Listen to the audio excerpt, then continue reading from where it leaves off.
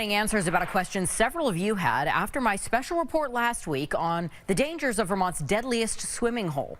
In it, I showed you how the drought has exposed some of the dangers that are usually hidden under the water at Huntington Gorge. Those include trees, sticks, logs, other debris that create what Vermont State Police dive team calls strainers, because the water will go through and you will get stuck and drown. John was one of many who asked. The strainers, apparently mostly wood, are now so visible. Begs the question of why they aren't removed while possible. I took that question back to Vermont State Police Sergeant John Prack, a 10-year VSB underwater recovery team veteran. He told me there are several reasons why that might seem like a solution, but really isn't. First, the amount of effort to remove the logs wouldn't be worth the risk to the lives of people tasked with that work.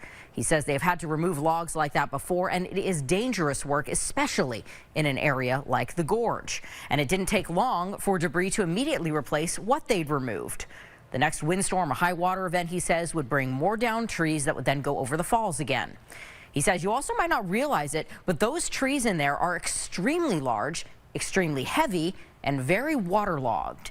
And he notes that even if the logs were removed, the risks of the aerated water that you'll immediately sink in, the boulders that you can get pinned under, and the strong current would all still remain in the gorge. Bottom line is, he says he doesn't think it's worth risking lives to try to remove them when it's safer to just swim somewhere else.